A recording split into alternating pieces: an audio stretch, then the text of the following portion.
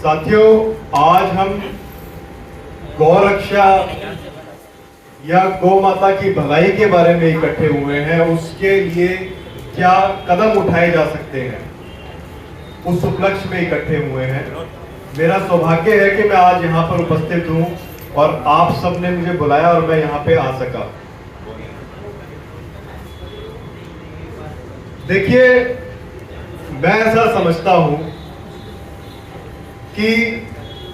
गौ माता स्वयं हमारी रक्षा करने वाली है।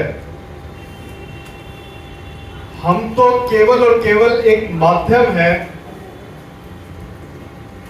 जिससे हम अपनी संस्कृति को बचा सकें और गौ माता को सही जो उनकी स्थान है, जो उनको सही चीजें मिलनी चाहिए, जो खाने पीने की व्यवस्था होनी चाहिए उनकी, या जो उचित स्थान है, जैसा हमारी संस्कृति में बताया गया है, जैसा हमारे धर्म शास्त्रों में बताया, रक्षा वहीं से शुरू हो जाती है और घर घर से शुरू होती है। आज आप देख रहे होंगे पिछले 2-3 साल से लगातार एक के बाद एक कोई बीमारी के नाम पे या कुछ और कथा कथित जो कहा जाता है कि कुछ लोगों को समस्याएं आ रही है शारीरिक, उस चीज के नाम पे कुछ वैक्सीन लगाई जा रही हैं। आप में से बहुत लोगों को पता होगा, मैं यहां पे नाम नहीं ले रहा हूं क्योंकि जिन चीजों के बारे में आपको बताने वाला हूं मैं, ये इतनी गहरी है और इनका षड्यंत्र इतना मजबूत है कि जो बड़ी मल्टीनेशनल कंपनियां हैं जिनके ऊपर आप लोग ये वीडियोस देखते हैं, जितने भी प्लेटफॉर्म्स हैं आप जानते होंगे जिस पे आप वीडियोस देखते हैं, चाहे वो फेसबुक है या दूसरे सोशल मीडिया प्लेटफॉर्म्स हैं, वो लोग इन बातों को पहुंचने तक से रोक देते हैं। जैसे ही इन बातों के ऊपर सवाल उठाए जाते हैं, वो लोग वीडियोस को रोक देते हैं, डिलीट कर देते हैं और यह कहकर वीडियो को गायब कर देते हैं कि वो कम्युनिटी स्टैंडर्ड्स का विरोध करती है।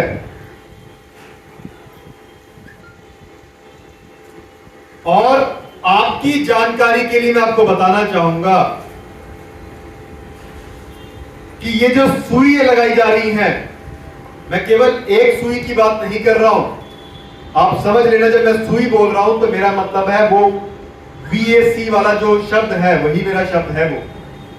क्योंकि यहां शब्दों को बोलने से भी सेंसर किया जा रहा है। और आने वाले क्या होता है और देसी गाय का घी क्या होता है, तब भी ये बातें सेंसर की जाएंगी। साथियों, आज हमें केवल गौ रक्षा की जरूरत नहीं है,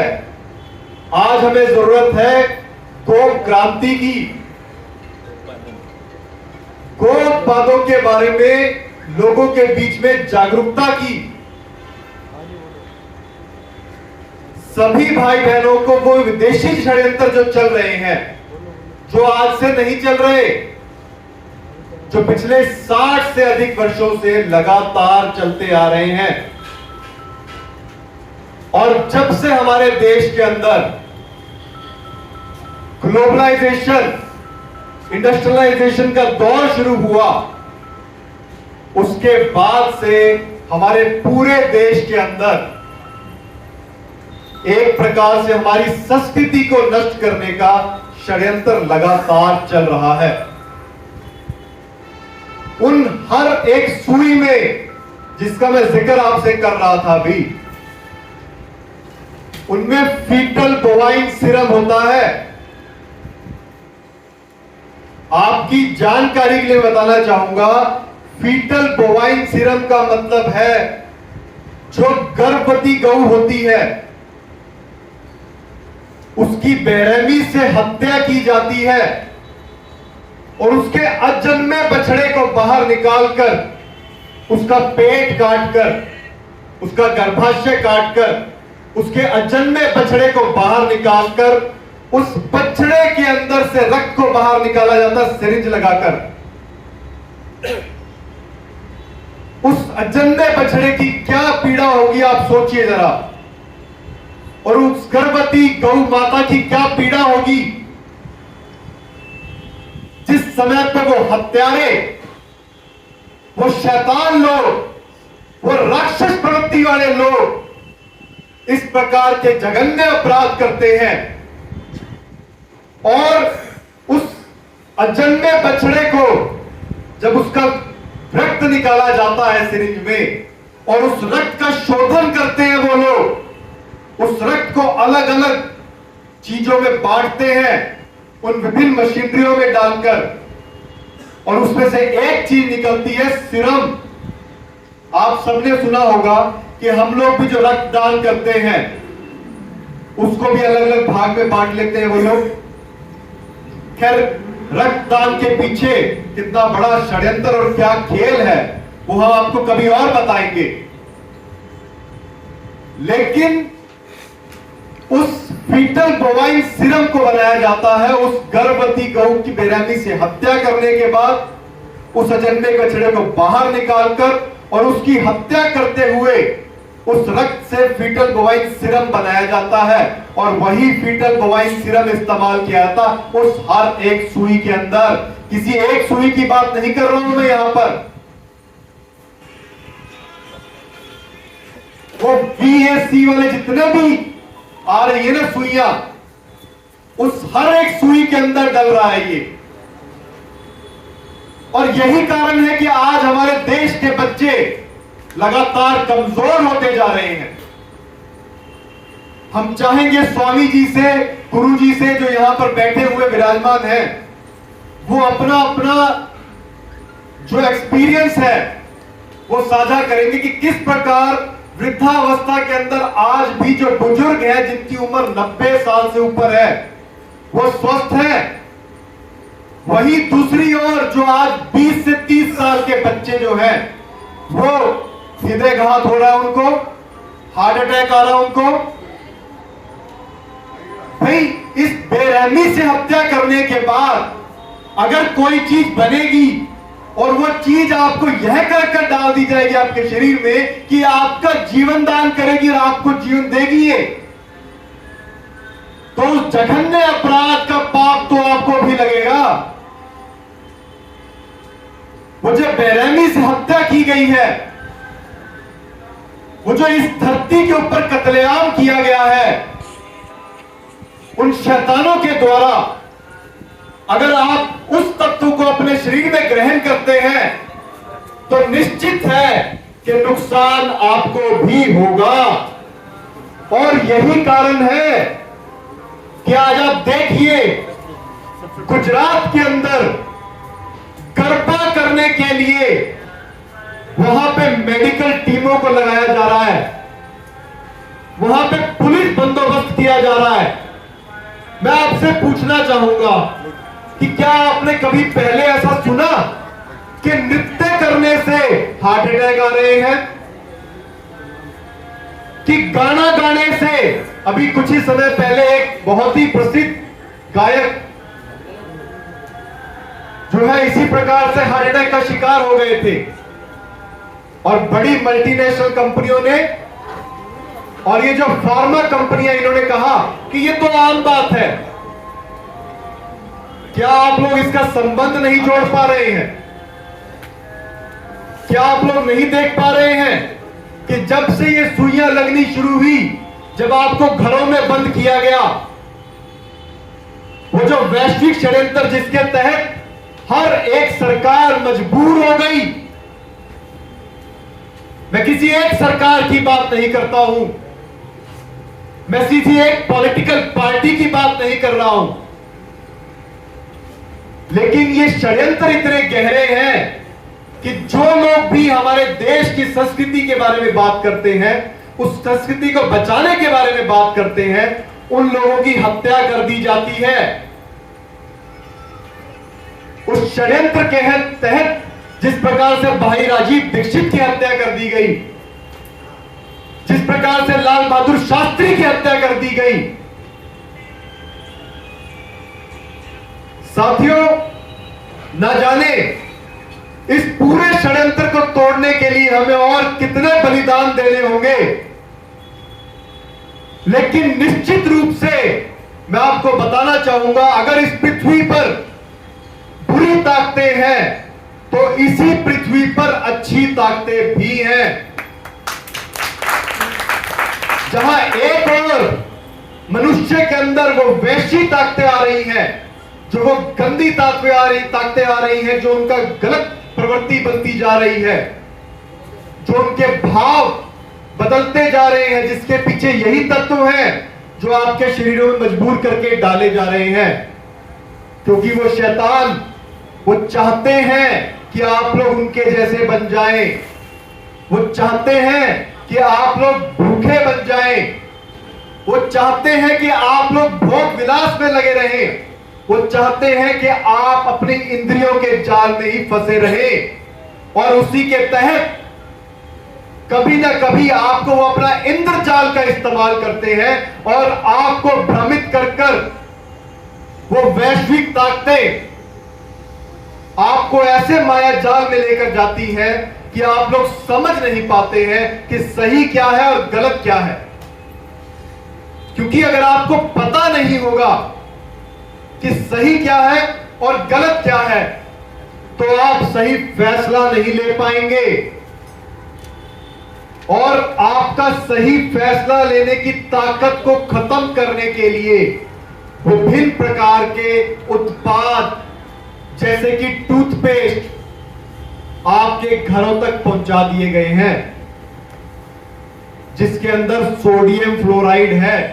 जो आपके दिमाग को सुस्त कर देता है, आपके सोचने समझने की ताकत को कम कर देता है। आप सवाल उठाइए उन बड़ी मल्टीनेशनल कंपनियों से कि ये सोडियम फ्लोराइड क्यों डाला जा रहा है और क्यों आसमान के अंदर वो केमिकल छिड़के जा रहे हैं, जिन केमिकल्स के अंदर एल्यूमिनियम है। क्योंकि अगर आपके शरीर के अंदर अतिरिक्त फ्लोराइड होगा,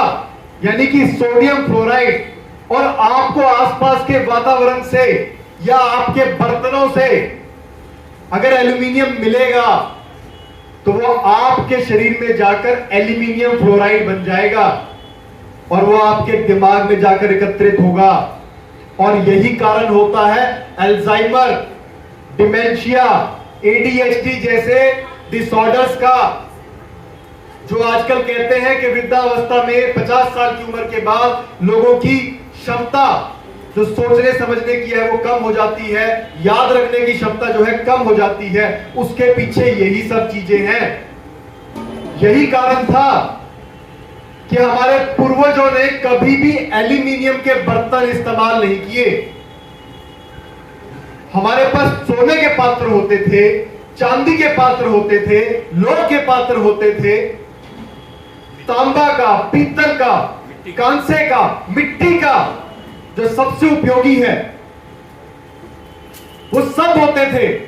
उनके पास हर वो ताकत थी, हर वो समझ थी कि वो अपने जो बर्तन थे वो बना सकते थे, लेकिन फिर भी उन्होंने कभी भी एल्यूमिनियम का उपयोग नहीं किया, क्योंकि वो जानते थे कि ये एल्यूमिनियम जो है ये बहुत ही घातक है, ये खतरनाक है आपके लिए, आपके शरीर के लिए। और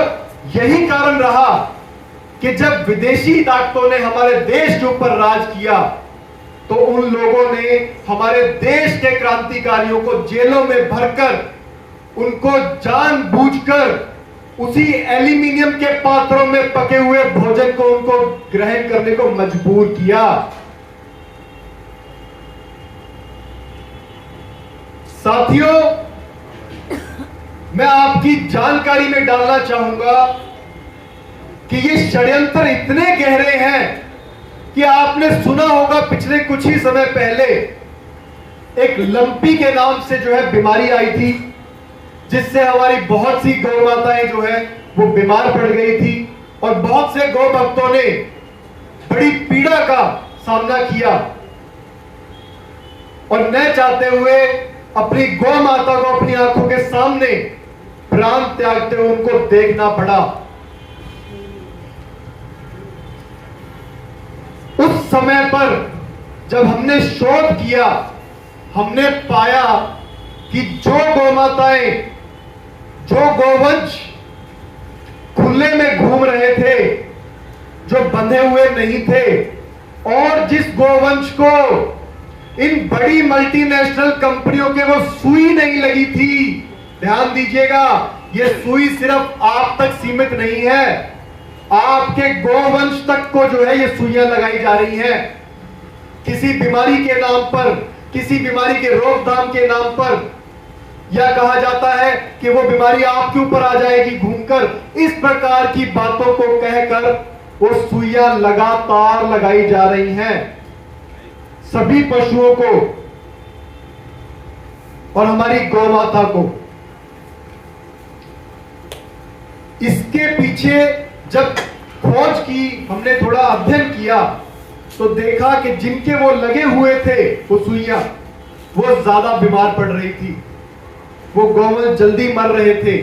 उनको समस्या पैदा हो रही थी। और साथ साथ में उसी समय के ऊपर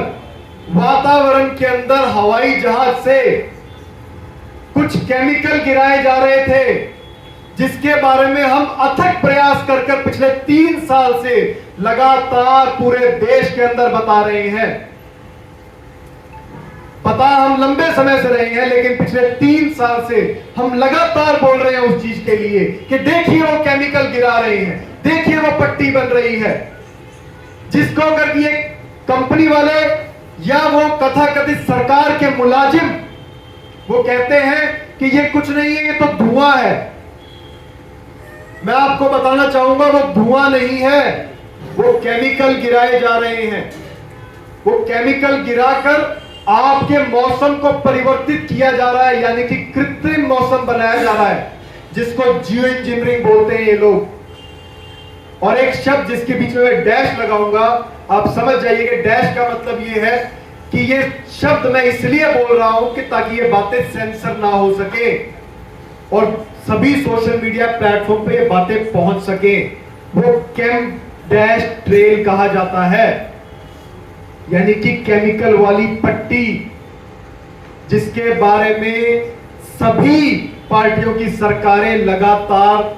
मना कर रही थी, कह रही थी कि हमें कुछ पता नहीं है कि क्या चीज है। और अब आप देखिए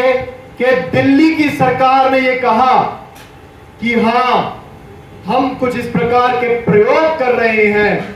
हम कुछ ऐसे काम कर रहे हैं जिससे हम अपने मौसम को परिवर्तित कर सकें और हम कृत्रिम बादल बनाकर कृत्रिम वर्षा करवाएंगे। वहीं दूसरे राज्यों की सरकारें जैसे कि महाराष्ट्र के अंदर भी उन्होंने भी कहा कि हम सूखा प्रभावित क्षेत्रों के अंदर जो है कृत्रिम बारिश करवाएंगे। साथियों, ये जो हमारे मौसम को कृत्रिम तरीके से परिवर्तित किया जा रहा है, ये बहुत ही घातक है। यही कारण है कि जो गोवंश बीमार पड़ रहा है और हमारे किसान भाइयों की जो फसलें बर्बाद हो रही हैं, अनिश्चित समय पे ओलावृष्टि होना, अनिश्चित समय पे बारिश होना, अनिश्चित समय पे तूफान आना, ये सब उसी का भाग है। आप सभी को इन सब बातों को गहराई से समझना होगा और हम आपको लगातार इस प्रकार की बातें और सारी जो पुख्ता जानकारियां हैं वो हम आपको देते रहेंगे। लेकिन जरूरी यह है कि आप इन जानकारियों को ग्रहण कर इनको स्मरण करके अपने जितने भी राजनेता हैं, जितने भी सरकारी कर्मचारी हैं, उनसे सवाल उठाना शुरू कीजिए, उनसे पूछिए कि ये सब क्यों किया जा रहा है। उनसे कहिए कि हम समझ रहे हैं इन सब बातों को, हमारे पास ये कानूनी कागज भी हैं। साथियों, बातें और बहुत लंबी हो जाएंगी और मैं चाहता हूं कि और भी वक्ता आकर अपनी बातों को रखें यहां पर, लेकिन उससे पहले, अपनी बात को विराम देने से पहले मैं एक बात और कहना चाहूंगा कि हमारे देश के अंदर विभिन्न जगहों पर, विभिन्न क्षेत्रों के अंदर, उन क्षेत्रों के अनुसार गौवंश पाया जाता है और ये अपने आप में बहुत ही चमत्कारी या कहें तो प्रकृति का नियम है। जो प्रकृति जहां पर जिस तत्व की आपको जरूरत है, प्रकृति उस तत्व को आपके उस क्षेत्र के अंदर जो है वो मुहैया कराती है, चाहे वो आपके वन्य वनस्पति हो या फिर आपके पशु जीवन का भाग हो। इसी प्रकार से गौवंश जो है, गौ माता जो है, हर क्षेत्र के अंदर अलग अलग पाई जाती है। जैसे अगर आप गुजरात की बात करें तो वहां चौड़े माथे की गिर गौ पाई जाती है, उसके अपने महत्व हैं। हरियाणा के अंदर हरियाणवी नस्ल पाई जाती है जो 6 फुट की दीवार तक को कूद सकती है। तो हर क्षेत्र के अंदर जो गौ माता है उसकी अपनी विशेषता है,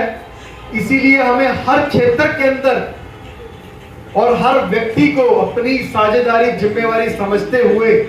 गौ माता को पालना होगा और उनका सही तरीके से पालन पोषण करते हुए उनकी सही रक्षा करनी होगी और वो गौ रक्षा हमारे घर घर से शुरू होगी। इसके साथ साथ हमें इन विदेशी कंपनियों के, वो जो दवाई कंपनियों का जो पूरा तंत्र चल रहा है, हमें उससे बाहर आना होगा। मैं आपको बताना चाहूंगा, मैं अपने निजी जीवन के अंदर लगभग 1 दशक से ज्यादा से कोई भी फार्मास्यूटिकल दवाई नहीं लेता हूं और ना ही मैं किसी और चीज पे डिपेंडेंट हूं। सुरक्षा से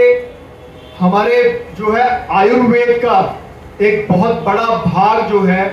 वो पूरा होता है और उससे जो हमारी जो स्वदेशी चिकित्सा है वो बचती है और जब वो बचेगी तो हमारे राष्ट्र का, हमारे देश की उन्नति होगी। और गौ बचेगी तो गौ आधारित खेती बचेगी, गौ आधारित खेती बचेगी तो हमारे देसी बीज बचेंगे, ना कि वो कृत्रिम बीज जो कि बांझ बीज होते हैं,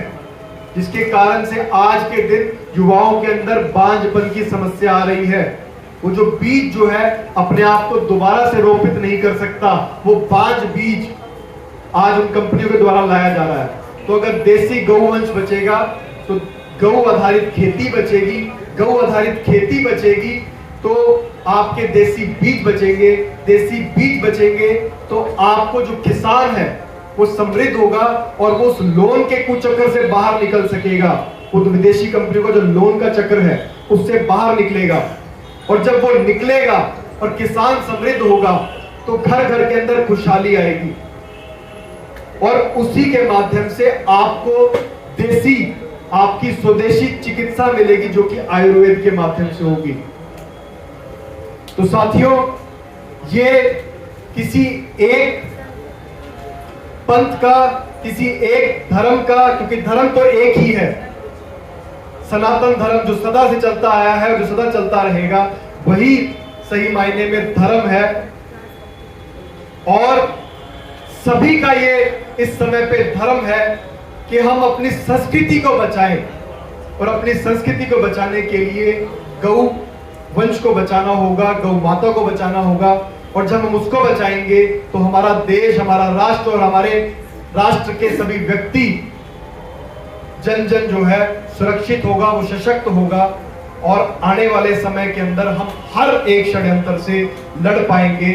और अपने जितने भी दुश्मन हैं उनको पराजित कर पाएंगे। साहिल साहब आने के लिए मैं उनका धन्यवाद देता हूँ। समय के अनुशासन के लिए समय है अब हमारे कैलेंडर के विमोचन का। साहिल साहब ने जो इंफॉर्मेटिव